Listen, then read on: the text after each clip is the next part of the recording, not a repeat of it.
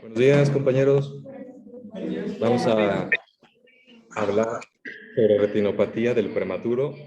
Está por aquí la doctora María del Socorro, Laura Espinosa. De hecho, no. Ah, perfecto. Entonces, permítame un segundo. No, no desesperen, por favor.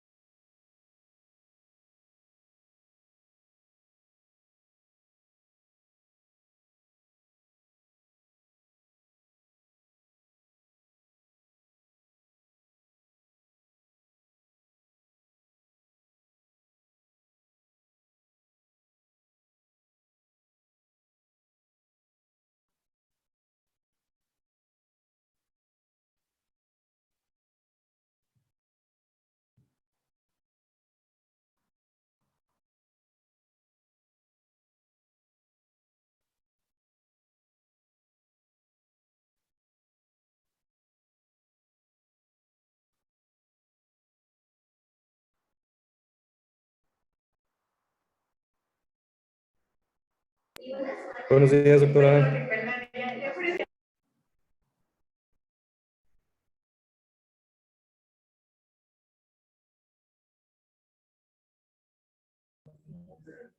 ¿Nos escucha, doctora?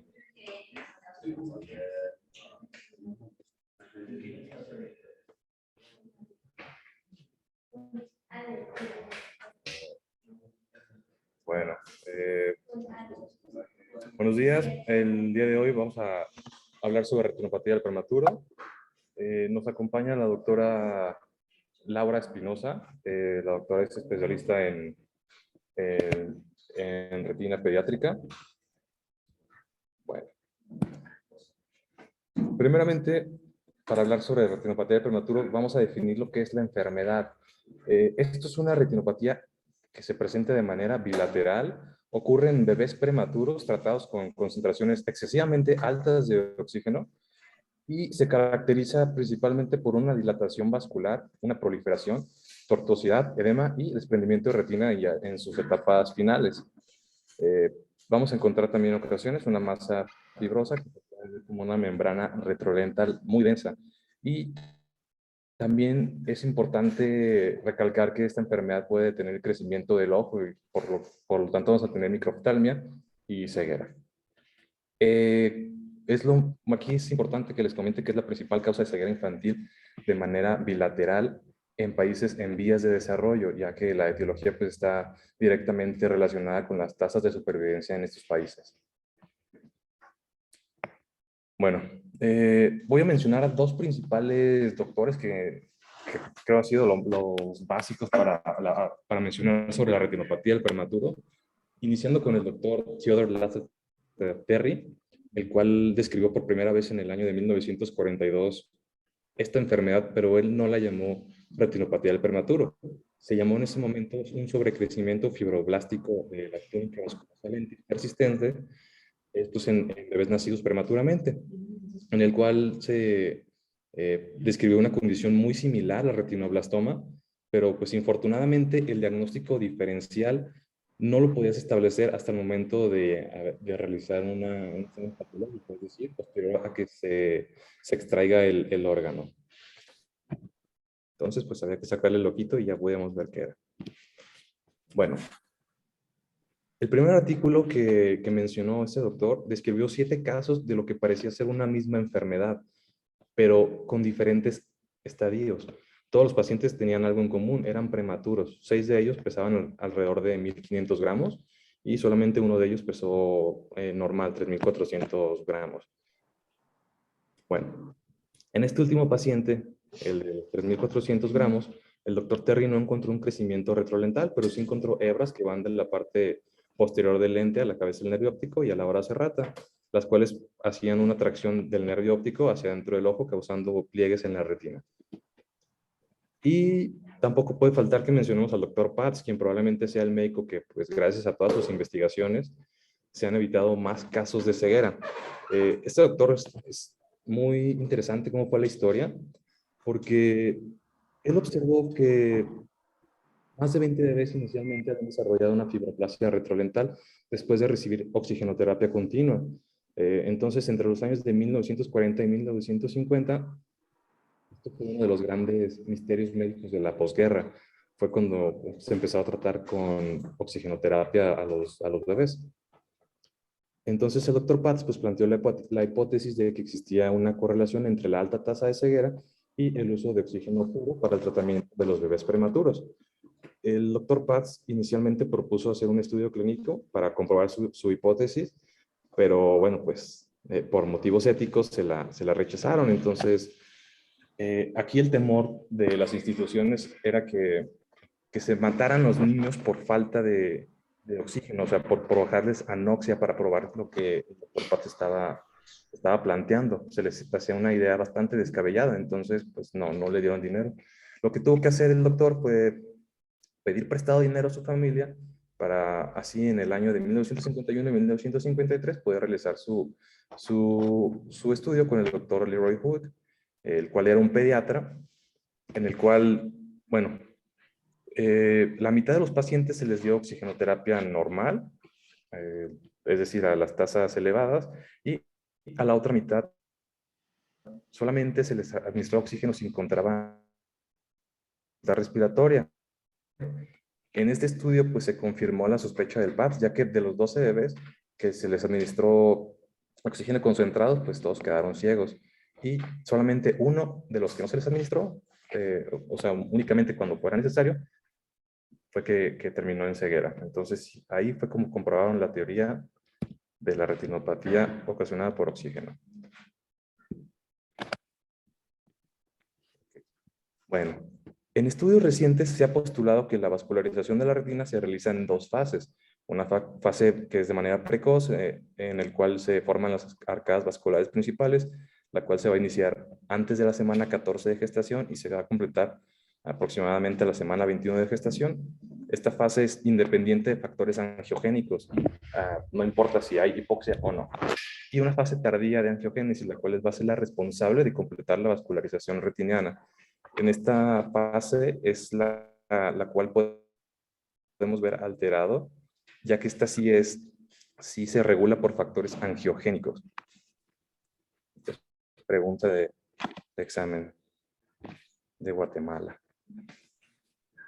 Los principales dos factores desencadenantes son una retina incompletamente vascularizada, por esto es una patología en recién nacidos pretérmino, y por un aumento de la presión parcial de oxígeno. También interviene la actuación de dos factores angiogénicos, el VEGF, que es el factor de crecimiento del endotelio vascular, y el IGF, que es el factor de crecimiento similar a la insulina 1. El VEGF se secreta por las células de la retina de manera avascular y se produce en respuesta a la hipoxia. Y el factor de crecimiento similar a insulina se produce principalmente de manera exógeno. Este se da principalmente por la placenta y el líquido amniótico, pero a diferencia del VEGF, es un factor independiente del oxígeno y es permisivo de la acción del VEGF. Y entonces, si encontramos que los niveles del factor de crecimiento similar a la insulina están disminuidos, no se va a llevar a cabo la vascularización normal de la retina, a pesar de que tengamos unos niveles normales de VEGF. Cuando el niño nace de forma prematura, se va a encontrar en un ambiente hiperóxico, es decir, hay más oxígeno del que va a encontrar en la placenta. Esto se acentúa en muchas ocasiones por el aporte extra que le tenemos que dar a esos niños para cuando presentan inmadurez pulmonar. Debido a este ambiente hiperóxico, pues va a cesar la producción del VEGF, ya que este factor se secreta pues, en respuesta a la hipoxia.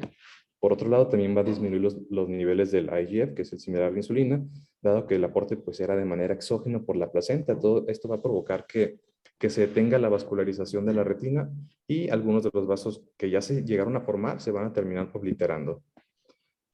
Se menciona que la generación también de los radicales libres puede influir en el desarrollo de la retinopatía en las dos fases que ya describimos anteriormente.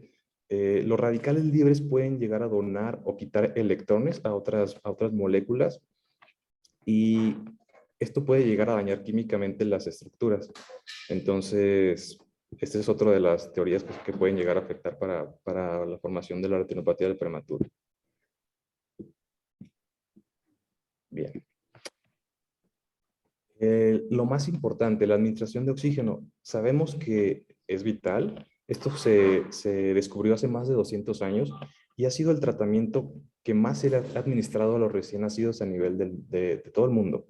Sin embargo, hoy, 2022, todavía no sabemos definitivamente cuál es la dosis que se aconseja a este tipo de niños cuando realmente lo necesitan. Y en relación a todas las variaciones de la edad en la enfermedad y las edades gestacionales que vamos a encontrar en estos pacientes.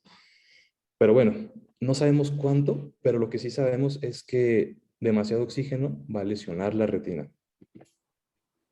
También tengamos en cuenta que el oxígeno es una droga que tiene efectos adversos potencialmente importantes en los recién nacidos pretérmino y especialmente en los que son menores a 1500 gramos o menores a las 32 semanas de edad gestacional. Es necesario que evitemos la hipoxia, pero que no lleguemos a causar hiperoxia, ya que esto nos va a producir estrés oxidativo. Actualmente sabemos que los niveles de FiO2 suficientes para mantener una saturación entre el 95 y 100% son potencialmente peligrosos.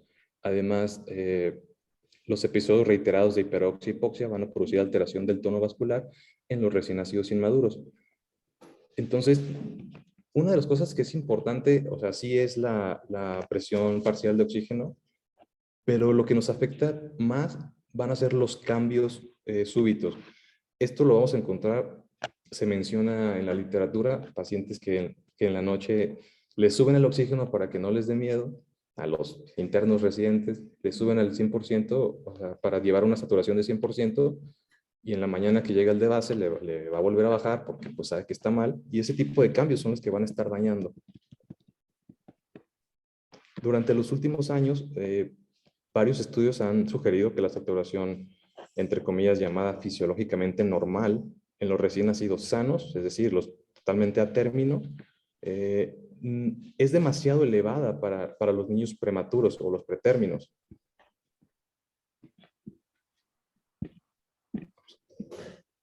Uy, no cambia. Ok.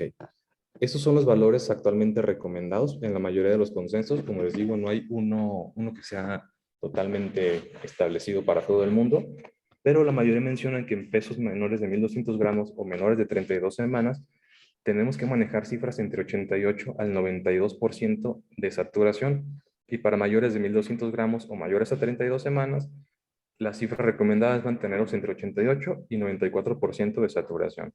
Este criterio se debe ser seguido hasta las 8 semanas postnatales o hasta que se llegue a completar la vascularización de la retina.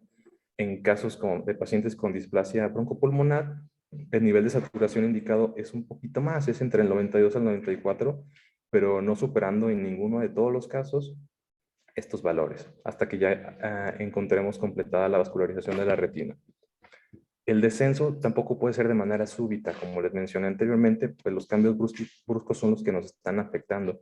Entonces debe ser paulatino de 2 a un 5% por cada vez, si la saturación de oxígeno va a superar el límite superior. Es decir, si tenemos una concentración de 96%, tenemos que bajarnos la presión parcial de oxígeno entre 2 y 5%. Bueno, la clasificación de la retinopatía, esta clasificación salió el año pasado, a mitad del año, se divide en 3 zonas. En esta zona podemos ver un diagrama del ojo derecho, donde vamos a poder ver la extensión de la gravedad de la retinopatía, y se clasifican en estadios. La etapa 1 se caracteriza por una delgada línea de demarcación que vamos a encontrar entre sí, aquí se ve, entre la línea de la retina vascularizada y la no vascularizada. En la etapa 2 vamos a encontrar una pequeña cresta. En la etapa 3 ya va a haber proliferación de fibrovascular extrarretiniana. En el estadio 4 vamos a encontrar un desprendimiento de retina parcial y en el estadio 5 es un desprendimiento total de retina. Ok. Aquí tenemos un esquema del ojo derecho y del ojo izquierdo en el cual vamos a mostrar los límites de la zona y de los sectores de la hora del reloj que se utilizan para describir la ubicación y la extensión de la vascularización en la retinopatía. Los círculos sólidos van a representar los bordes de las zonas 1 a la 3 y los círculos punteados van a representar los bordes de la zona posterior 2. En el ojito izquierdo vamos a encontrar un ejemplo hipotético de los hallazgos del examen que representan aproximadamente 3 horas de reloj de la enfermedad en estadio 1 en la zona 2. Y hay que observar aquí la línea única en el dibujo para poder documentar la presencia de la enfermedad en estadio 1. Lo que se agregó en esta última edición es el término de muesca, el cual se utiliza para describir una zona de incursión por la lesión de ROP de 1 a 2 horas de reloj en una zona un poquito más posterior. O sea, el término de cuña o de muesca. Bueno, aquí vamos a encontrar fotografías de fondo de ojo, en el cual vamos a mostrar una retinopatía aguda del prematuro en las etapas 1 a la 3. En la imagen A encontramos una demarcación de la etapa con una línea en el límite entre la retina vascular y la vascular, la cual vamos a encontrar aquí. Esta es la línea de demarcación, señalada con las flechas blancas. En la imagen B es una línea de demarcación de la etapa 1, esta. Y una muesca. Ese es el término nuevo que se agregó, la muesca. Muesca. Ajá. Muesca. Bueno, observamos que en la enfermedad PREP+ con dilatación y tortuosidad vascular, la retina no leve, en la imagen C va a haber una cresta de la etapa 2 que está elevada. Ahí está, pequeña cresta. Y vamos a tener en cuenta que las llamadas lesiones de palomita de maíz posteriores a la cresta, imagen D, y enfermedad PREP+ con dilatación y tortuosidad vascular leve.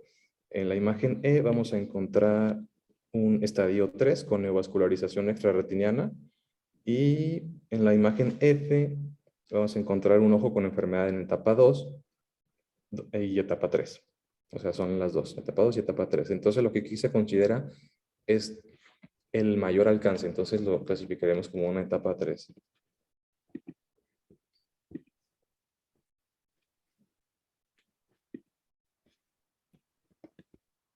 Ok. Aquí vamos a encontrar fotografías en las que vamos a ver ejemplos de una enfermedad plus y una enfermedad PREP+. Hay que tener en cuenta los diferentes niveles de anomalía vascular que son evaluados en la retina. En la imagen A encontramos enfermedad PREP+ leve, con más tortuosidad arterial y dilatación venosa de lo que consideraríamos normal. En la imagen B es una enfermedad PREP+ con una notable tortuosidad, pero con una mínima dilatación venosa. En la imagen C es una enfermedad PREP+ con tortuosidad arterial moderada y una dilatación venosa, pero que se considera por la mayoría de todos los miembros como insuficiente para clasificarla como una enfermedad plus. En la imagen D ya encontramos una enfermedad plus con notable dilatación venosa y tortuosidad arterial, y tengamos en cuenta que la enfermedad plus es fuera de proporción con los hallazgos periféricos visibles, lo que nos va a sugerir una neovascularización plana. La imagen E es una enfermedad grave plus con dilatación y tortuosidad de las arterias y venas. Y la imagen F, enfermedad plus grave, que hay que notar que la presencia de un estadio 3 plano posterior mal definido. La enfermedad plus severa, pues esta es la más típica en la retinopatía agresiva. La retinopatía posterior agresiva se agregó en el IGROP en el 2005 para describir una forma de ROP grave y que era rápidamente progresiva, ubicada en la zona 1 o la zona posterior 2. Esta retinopatía posterior agresiva, como se describió originalmente, afectaba típicamente a los lactantes prematuros más pequeños.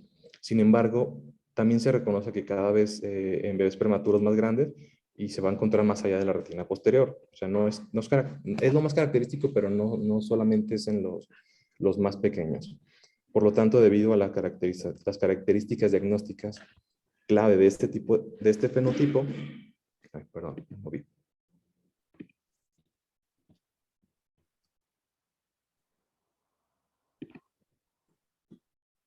Esperen, me moví un poco.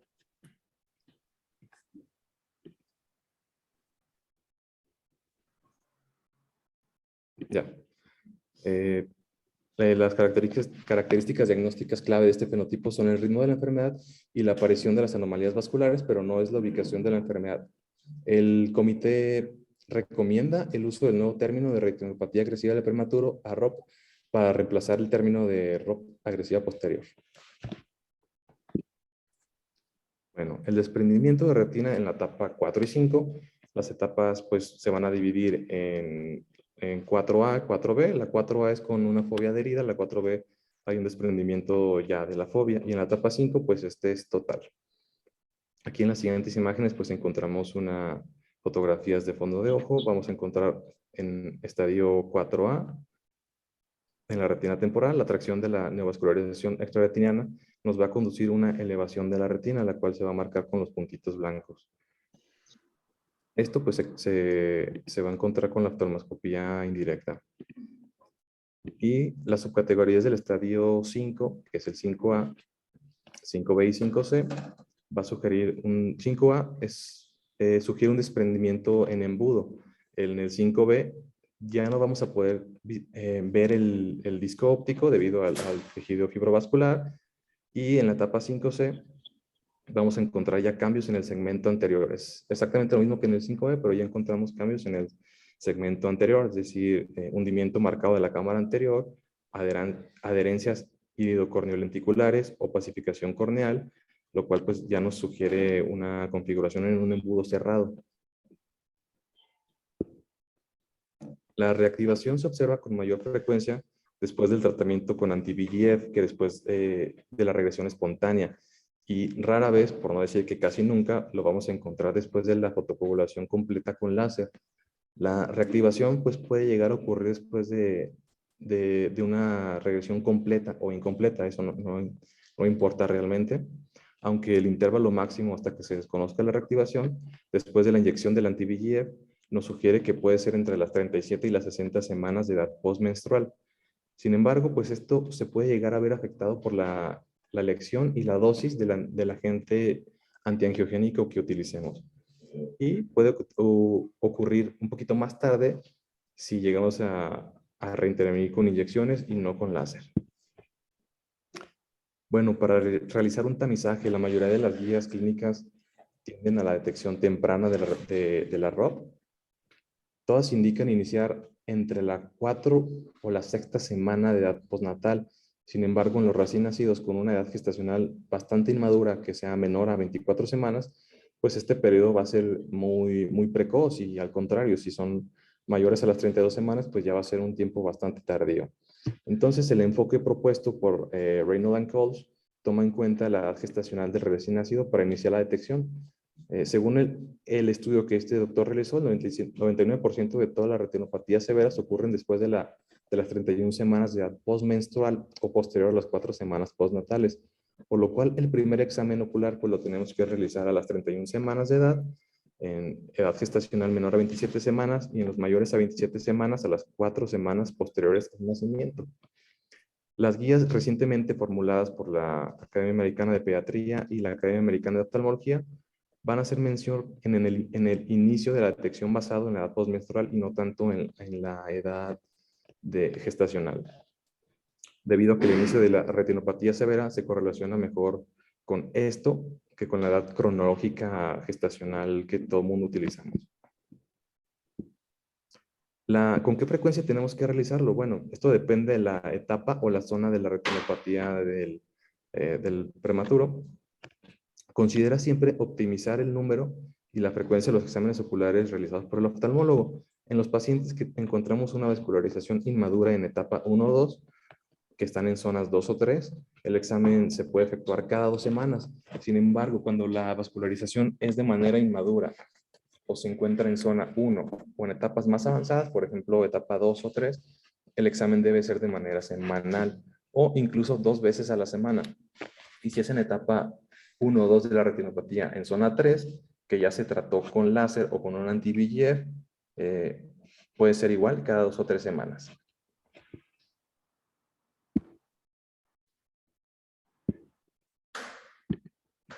Bueno, este diagrama lo realizó nuestra doctora invitada. Lo van a encontrar en las guías de práctica clínica de México.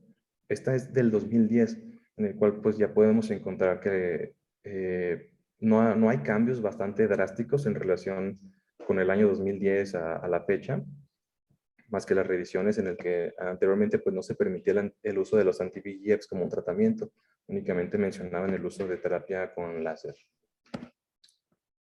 Bueno, la respuesta rápida a esta pregunta de cuándo suspender los exámenes oftalmológicos, pues esto se va a detener en el momento que nosotros encontremos una vascularización completa, es decir, cuando ya se alcanzó la hora cerrada en los 360 grados y que encontremos ausencia de enfermedad preumbral. Bueno, aquí una pregunta, ¿alguien sabe lo que es la enfermedad preumbral o umbral? Bueno, la enfermedad preumbral o preumbral es cuando encontramos que en el 50% de los pacientes no van a progresar. Y umbral, pues, cuando el 50% ya van a progresar. En ausencia de la enfermedad preumbral, el examen se puede suspender a la edad postmenstrual de 50 semanas y a las 45 semanas en retinopatía no tipo 1. El seguimiento de estos niños tratados con anti-VEGF debe continuarse hasta que finaliza la maduración retinal, que normalmente ocurre entre los 8 y 9 años de edad. Es decir, no vamos a dejar a estos niños pues hasta que ya sean de primaria y casi secundaria.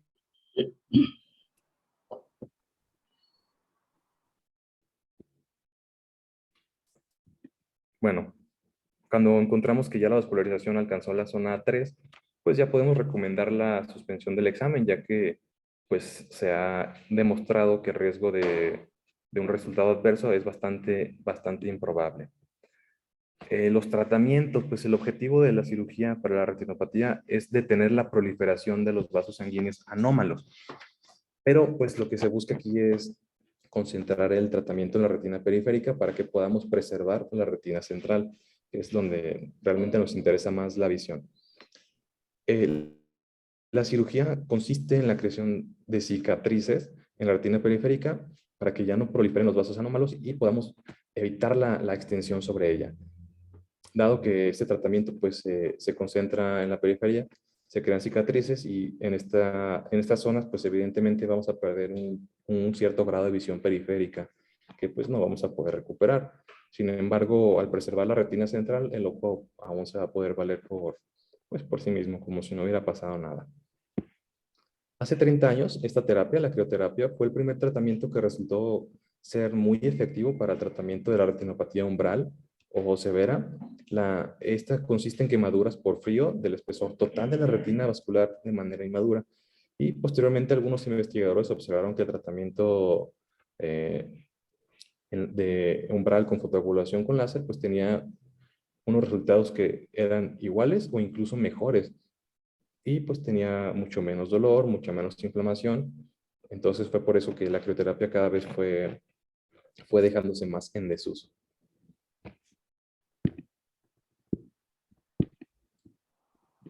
El tratamiento con láser va a evitar que en un más del 80% la progresión de la enfermedad y va a constituir la terapia estándar. Este es el gold estándar en la patología en etapa umbral. El tratamiento puede presentar complicaciones, pues como todo procedimiento quirúrgico, tales como hemorragia vítrea, ifema, catarata, aumento de los vicios de refracción y tal vez el peor efecto es la disrupción pues, total de la retina periférica vascular, por lo cual el niño va a quedar con un campo visual limitado. Sin embargo, tiene la ventaja este tratamiento de no presentar efectos sistémicos y vamos a recomendarlo un examen ocular luego de 3 a 7 días después del tratamiento para descartar un posible retratamiento adicional en las áreas donde no se logró la ablación, no fue de manera completa. ¿Qué desventajas tenemos? Pues únicamente el costo no es tan barato como la crioterapia y pues requiere un dominio y una destreza del oftalmólogo. Es por esto que se han explorado nuevas alternativas para poder tratar a los pacientes, como es el uso de los anti-VEGF.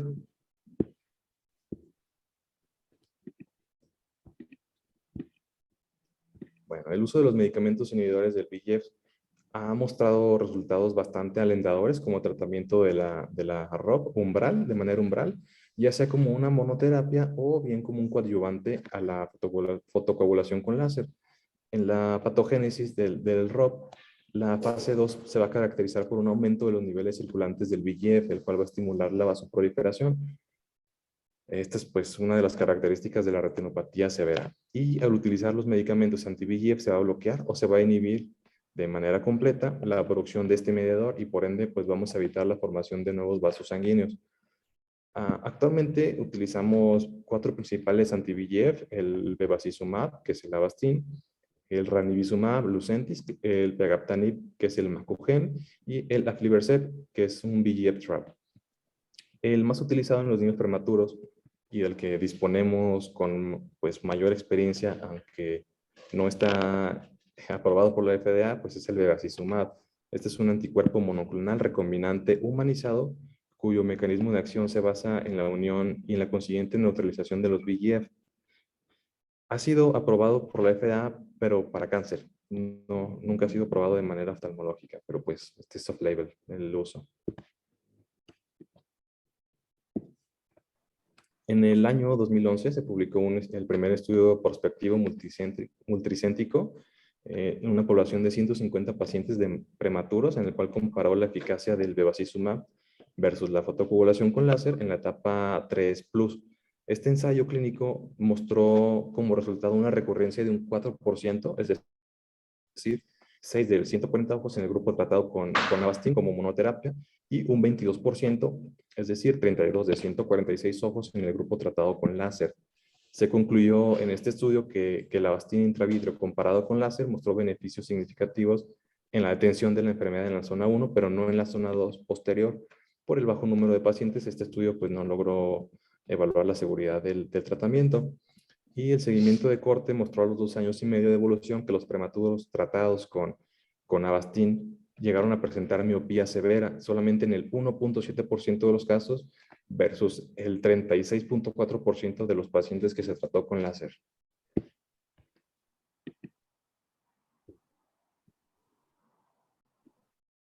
Bueno, en un metaanálisis recientemente publicado, se comparó la eficacia de los agentes anti-VEGF versus tratamiento con láser en retinopatía tipo 1 y umbral, en el cual concluyeron que el tratamiento con láser puede ser más eficaz que la terapia con anti-VEGF, pero con mayores complicaciones y, como se menciona en el artículo anterior, el principal efecto secundario es un aumento de la miopía.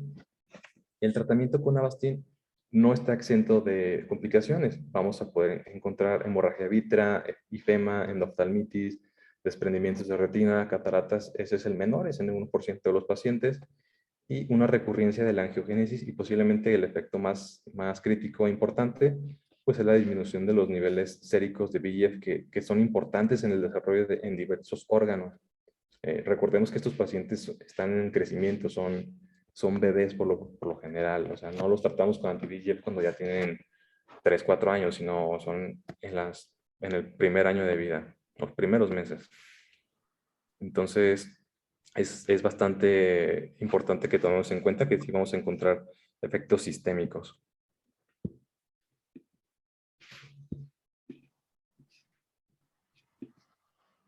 Me tardo en cambiar porque no quiere, ¿eh? No sé, no funciona esto. Bueno, algunos estudios en los que se han evaluado futuro el neurodesarrollo de los niños tratados con Avastin han mostrado resultados contradictorios con los estudios anteriormente mencionados, por lo cual pues es importante continuar con el examen ocular hasta la edad escolar. Paralelamente es necesario efectuar mayores estudios que sean de manera multicéntrica, aleatorizados, que sean a largo plazo, y el tratamiento con láser o Avastin pues tendría indicaciones totalmente diferentes. No obstante, es importante que tengamos presente las diferencias entre ambos tratamientos. La terapia con láser sí es más riesgosa. Hablamos de necesidad de anestesia general en los niños y requiere una mayor experiencia por el cirujano. Se requiere equipos más costosos y pues hay un mayor porcentaje de errores refractivos futuros. En los últimos años, este medicamento está utilizado, el propanolol, de manera oral en el tratamiento de la retinopatía prematura en etapas preumbrales, es decir, cuando tenemos menos del 50% de probabilidades de desarrollo. También se ha utilizado en la prevención de esta enfermedad. Recordemos que actualmente no tenemos ningún tipo de tratamiento más que el control oftalmológico en las etapas preumbrales, por lo cual que dispongamos de una terapia extra que disminuya o que evite la progresión, pues puede ser bastante beneficioso. Este estudio se llevó a cabo en Chile, en el Hospital Guillermo Gran Benavente, en el cual se utilizaba dosis de 1.5 miligramos por kilo día cada 8 horas en pacientitos que estaban en etapas preumbrales.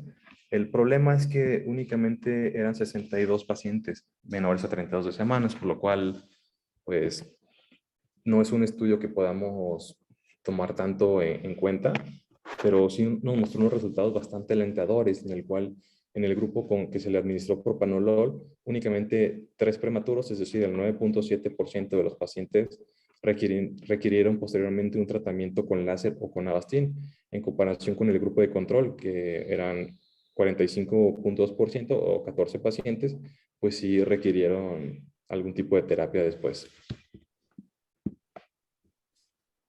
Y bueno, pues la vitrectomía ya en etapas más avanzadas, como la 4 o 5, pues se puede efectuar un tratamiento quirúrgico paliativo. Esto ya es únicamente de manera paliativa, con resultados pues bastante pobres y un deterioro visual pues, permanente. O sea, si ya el paciente nos llegó a una etapa 4 o 5, ya el pronóstico es sumamente malo, muy malito.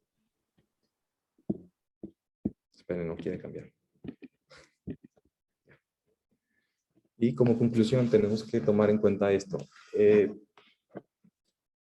En los países que encontramos que están en vías de desarrollo, la detección de la retinopatía prematura está dirigida pues, a todos los, sobre todo los recién nacidos de muy bajo peso o que sean menores de 32 semanas de edad gestacional. Actualmente los anti-VEGF se utilizan en el tratamiento de la retinopatía umbral, especialmente en aquellos que estamos encontrados en zona 1 con enfermedad plus. El tratamiento nos presenta ventajas respecto al tratamiento convencional con fotocoagulación con láser, ya que es una terapia que tiene menos pérdida de campo visual y es un poquito más específica sobre la etiopatogenia, es decir, la proliferación de los vasos. La podemos efectuar sin anestesia general y básicamente hasta en el consultorio la podemos utilizar. Aunque pues el gold estándar es el tratamiento con láser, especialmente en las etapas ya un poquito más avanzadas. Eso es como las conclusiones que podemos llegar aquí.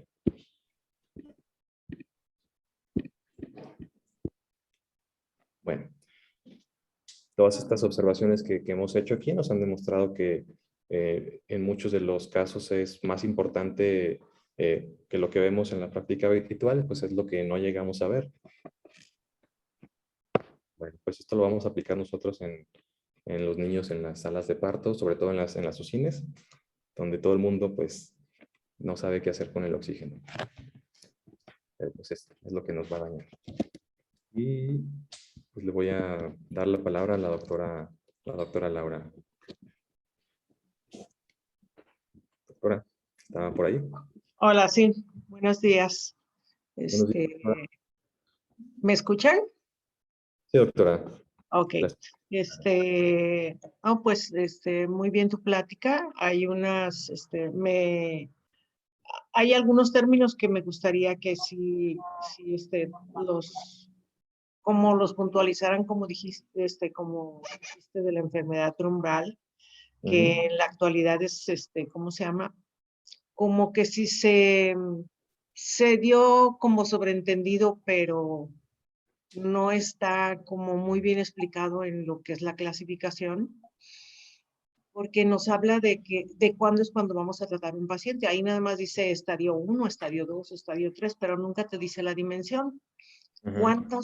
¿Cuántas horas o cuántos meridianos son los que deben de estar afectados para que nosotros lleguemos a tomar una actitud de actuar o de esperar y ver la evolución? Porque no es lo mismo si yo tengo 2 horarios de una enfermedad 3,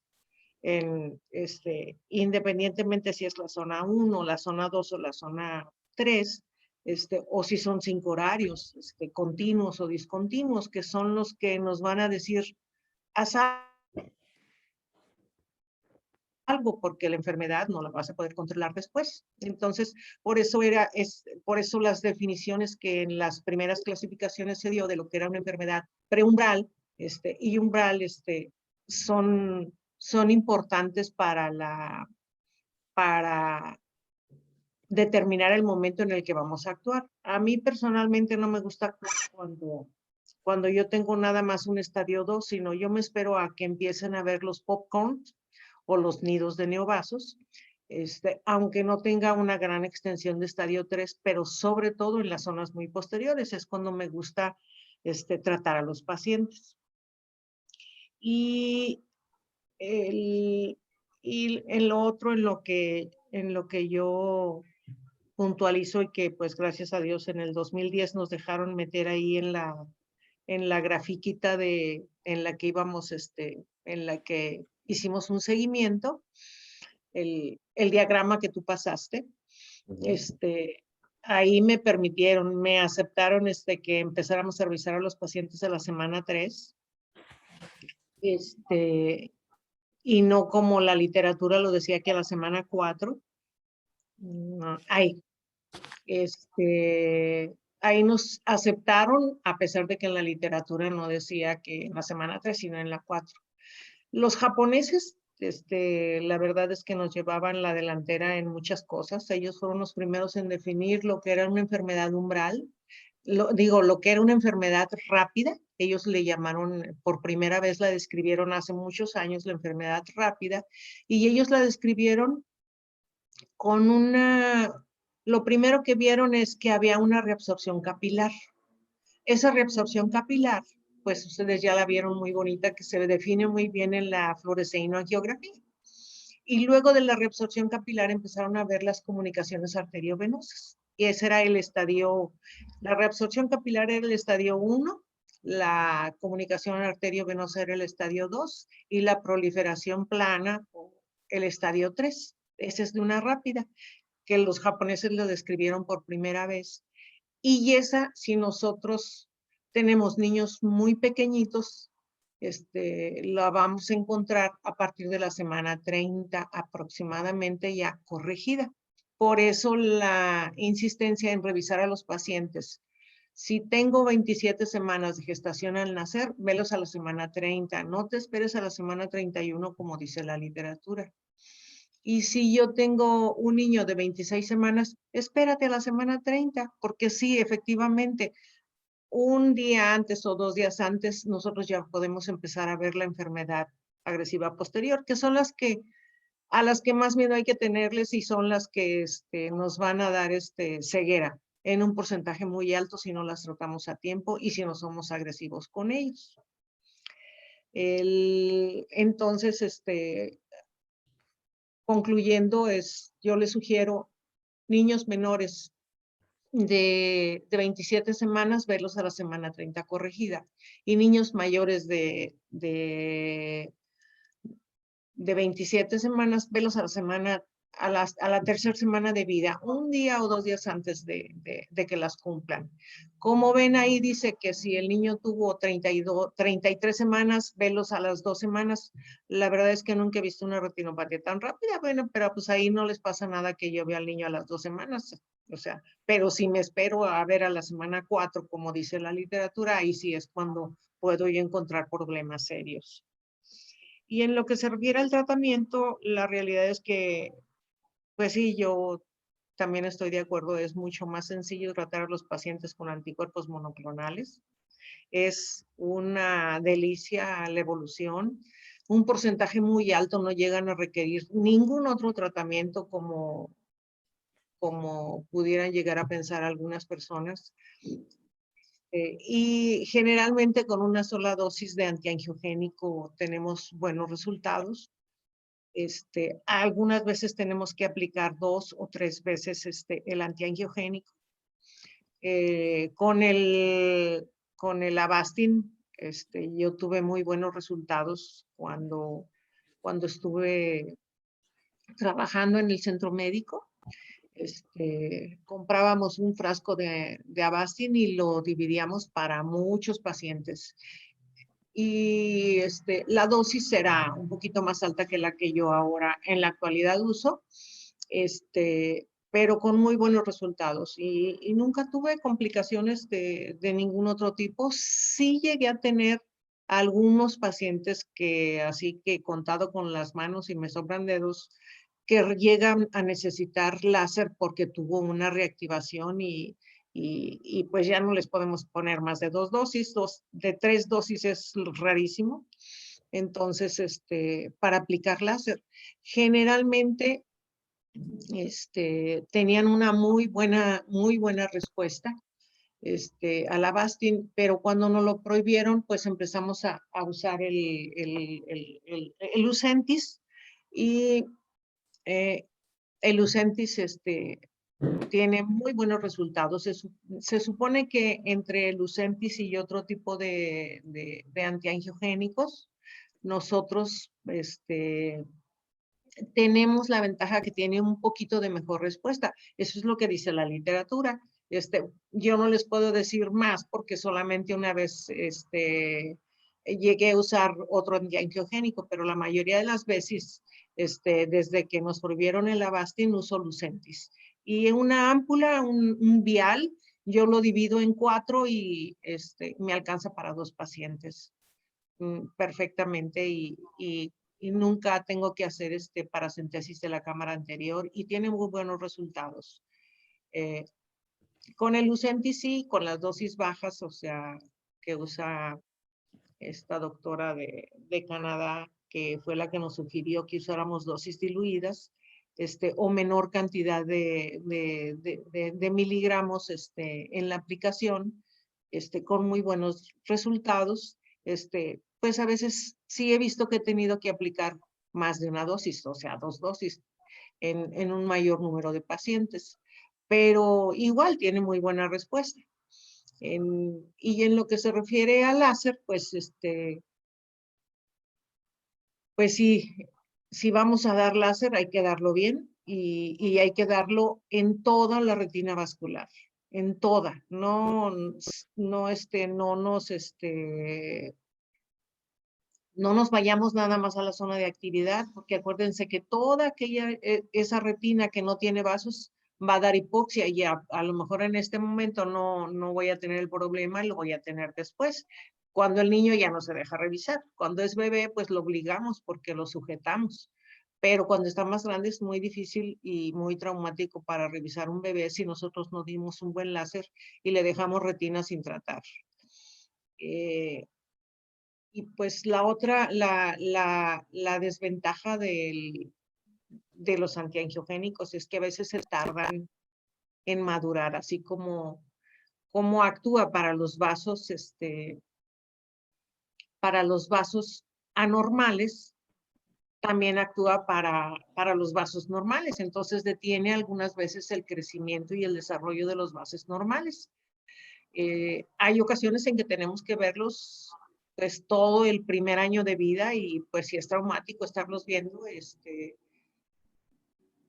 la literatura nos habla y nos dice que los chequemos cada 3, 4 semanas, ya que los tratamos, cuando tuvieron una enfermedad rápida, no se confíen, no le den unas citas tan largas, hay que verlos un poco más cercanos.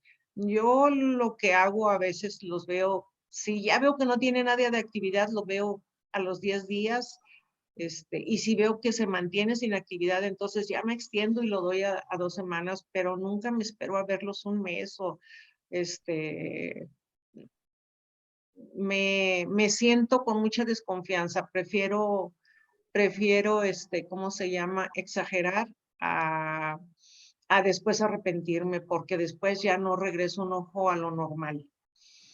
Entonces prefiero ser exhaustiva y a lo mejor exagerar en las exploraciones, pero no arriesgar al paciente. Y pues no sé si algún otro comentario más que tengamos que hacer.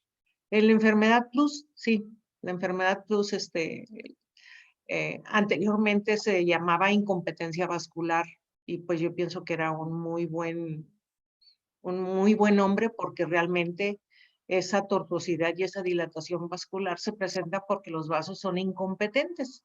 Entonces, no se me hacía un mal nombre para la enfermedad plus o preplus.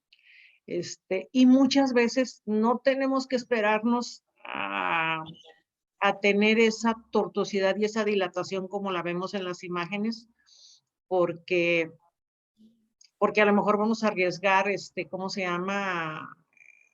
La evolución de la enfermedad si nosotros nos estamos esperando a ver esa tortuosidad tan importante, sobre todo porque a veces sin querer no podemos revisar muy bien al paciente y se nos puede pasar que en algún sitio esté proliferando y ni cuenta nos damos que está proliferando porque no le vimos los 360 grados.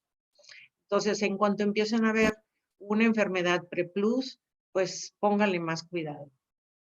Y pues no sé si tienen alguna pregunta. Sí, doctora, muchas gracias. Sí, ahorita tenemos 2 preguntas. Preguntan que ¿cuál es la dosis que usted utiliza de anti-VEGF o la pone igual que una dosis de adulto? No. Yo le pongo, mira, ya ves que el vial nos sirve para para un ojo o para dos. Ok. Pues es aproximadamente, nos da un poquito más porque yo uso las jeringas que no tienen, ¿cómo se llama? Que no tienen, que no le estoy quitando la aguja. Las agujas las jeringas de insulina. Entonces, en eso me ahorro todo lo que va en en la jeringa Se queda. que se queda ahí en ese resquicio. Entonces, toda esa cantidad yo la divido en 4. Me da aproximadamente 2. Y yo le digo, mira, mídelo por rayitas, mídela todo y ahora divídelo en 4 y esas 4 porciones, me da para, pues para tratar, 4 ojos. Okay. Y con eso tengo una muy buena respuesta de los ojos. Y bueno, si tengo que volver a tratar, pues se la pongo con toda la confianza de que sé que no exageré en el antiangiogénico y que los niveles sanguíneos pues no van a ser tan tóxicos para el paciente y no voy a causar tantas lesiones. Y si lo tengo que volver a aplicar, pues lo aplico con toda la confianza cuando empiezo a ver la reactivación. Y también para la reactivación me espero a ver algunos nidos de neovasos, no nada más porque está tortuoso, porque algunas veces la tortuosidad de los vasos no nada más se asocia a la retinopatía del prematuro. También cuando tienen problemas respiratorios severos, esos vasos se ponen tortuosos. Entonces, algunas veces la tortuosidad de los vasos es ¿cómo se llama? Es un problema secundario a problema respiratorio más que a una retinopatía. Entonces, me espero a ver algún nidito, mira, 1 o 2 puntos de nidos de neovasos cuando ya es una reactivación. O sea, no me espero a ver los típicos meridianos que necesito 5 meridianos discontinuos o 3 continuos de estadio 3 para tratar. Entonces, para volver a aplicar anti-VEGF, o sea, no toma en cuenta el tiempo, no la pone al mes, simplemente en cuanto empiece a haber nidos de proliferación. Casi nunca la tengo que poner antes del mes. Casi siempre es al mes, a los 2 meses. Muy raro el que realmente me asuste y yo lo tenga que poner a las 2 semanas. Yo creo que en mi vida he puesto más que 1. Nunca he puesto antes de las 3 semanas. Ok. ¿Y a los cuántos días revisa el paciente posterior a la aplicación del anti-VEGF? Al siguiente día reviso que no tenga yo datos de infección. Okay. Veo que su segmento anterior esté normal, que no tenga ni la más mínima signo. Y si todo está bien, yo siempre los protejo con antibiótico sistémico. A mí, yo nunca he tenido, gracias a Dios, y espero no tener en mi vida ninguna endoftalmitis. Yo siempre les pongo antibiótico sistémico para gram positivos, por lo menos 5 días. Le pongo antibiótico tópico, por lo menos una semana. Y lo veo al 4º o 5º día después de la aplicación. Perfecto. Si veo que sigue igual, lo veo 1 día, 2 días, porque debo de esperarme una semana, por lo menos a que haga efecto. Sí. Lo veo a la semana, a los 2 días, que si lo veo a los 5 días, lo veo a los 2 días más. Si lo veo a los 4 días, lo veo 2 o 3 días, y que le doy la semana por lo menos, porque si no me respondió a la semana, entonces me voy a láser. Ok. Pero nunca he tenido que hacer eso. Creo que un paciente le tuve que dar ¿cómo se llama? Le tuve que agregar el láser, o sea, pero pues no, casi siempre tienen una muy buena respuesta al antiangiogénico. Y la verdad es que yo sí estoy muy contenta con el Lucentis. No me gusta el precio, estoy muy, la verdad es que estoy muy disgustada con la prohibición del Avastin. Esa era otra pregunta, doctora. ¿Usted realmente ha notado algún tipo de diferencia entre cualquiera de los anti-VEGF permitidos versus... Bueno, yo no uso todos los demás, porque yo nada más usé el Avastin y me fue muy bien mientras me permitieron usarlo. Tuvimos muy buenos resultados en el centro médico y fueron muchos pacientes los que tratamos desde el 2000. Fue todo el 2000, mira, ¿qué te diré? Todo el 2010, parte del 2011, parte del 2000, desde antes ya lo usábamos, aunque no estaba autorizado, antes de que saliera el estudio de la doctora Mins, ya usábamos el antiangiogénico porque era muy difícil tratar a los pacientes porque necesitábamos una cama en terapia y no siempre había camas en terapia. Entonces, ¿qué teníamos que hacer? Teníamos que hacer algo. Y la cantidad de niños que a veces teníamos que tratar por semana, pues no nos daban abasto. Los niños graves que nacían graves y los que nosotros les agregábamos, no teníamos lugar para tenerlos, que fue cuando empezamos a usarlo ya en forma rutinaria y el láser lo dejamos para los niños que no nos respondían y que ya nos fuimos a dar muy pocos tratamientos.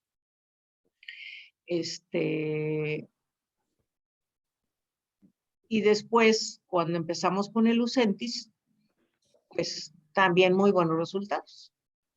Una vez me dieron un frasco de Avastin, que yo digo que era un frasco de Avastin bautizado, porque le aplicábamos y no había nada de mejoría. Y le aplicábamos al otro paciente y no había nada de mejoría. Fue en un hospital, no en el centro médico, fue en otro hospital. Y pues dije, no es posible, le digo, que tantos pacientes no estén respondiendo, este medicamento no es Avastin y cómprame Lucentis. O sea, ya fue cuando dije, no me compres cómprame Lucentis. Y pues la verdad es que muy buenos resultados. No me quejo de ellos. Doctora, aquí tenemos otra pregunta. Doctora, una duda. Un ejemplo, nos comentó que vuelve a inyectar a estos niños cuando empieza a tener datos de nidos de vasos otra vez. Pero cuando empieza a tener, ajá. Pero un ejemplo, si ese paciente lo revisa, un ejemplo, a la semana que es la pauta de saber si vuelvo a inyectar o me voy al láser, o sea, ¿cuál es la opción por la que se va? O sea, ¿ya escalo el tratamiento hacia láser o vuelvo a inyectar? ¿O me Mira, si tengo más he tenido muy buenos resultados después de la aplicación. Te digo que solamente esos pacientes que nos costó trabajo, que fue cuando descubrimos que el medicamento era malo, que nos lo habían dado bautizado, no he tenido que, ¿cómo se llama? Que volver a aplicar medicamento cuando los tratamos a tiempo. O sea, cuando tú ves, haces el diagnóstico, dices, este niño tiene un estadio 3, 2, 3 horarios casi continuos de proliferación, o estoy en una rápida, en una zona posterior, tienen buenos resultados y lo único que me da es tiempo para si yo en algún futuro tengo que volver a dar láser.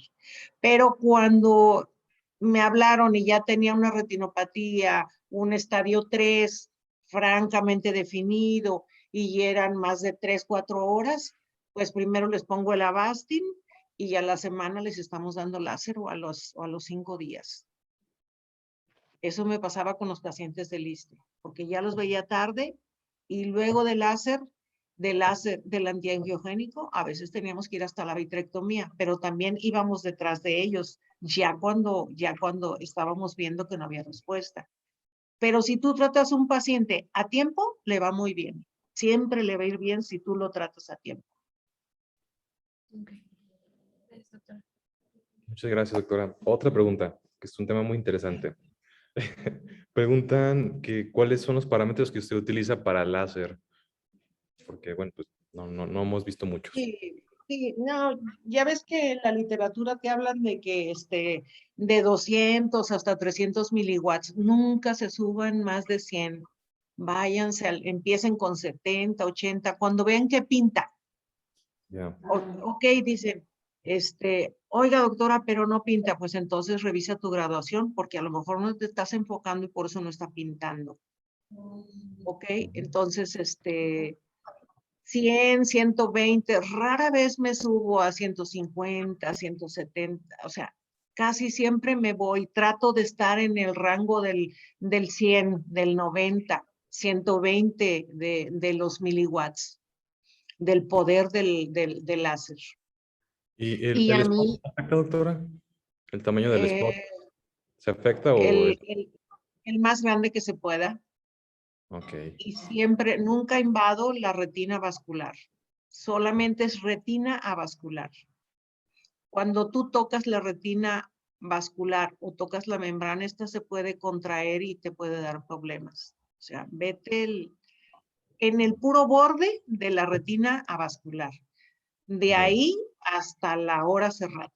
Y nada más ten cuidado, M3, M9, que es por donde tenemos el paquete vasculonervioso. Sí, Ahí dalo un poquito más tenue. ok. Muchísimas gracias, doctora. Déjame ver si hay alguna otra pregunta más. ¿Alguna otra pregunta? ¿No? No, creo que... preguntan si en pacientes que les hacen vitrectomía los deja áfacos o hace algún cálculo diferente. Depende ¿cómo se llama? Depende en qué etapa estoy tratando la vitrectomía. Ujú. Normalmente, cuando estoy detrás del paciente y que empecé con un paciente que tenía un estadio 3 avanzado,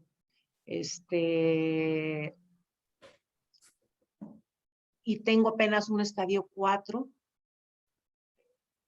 trato de respetar el cristalino, solamente cortamos membrana, le damos láser a la zona que le faltó o láser porque no tiene, el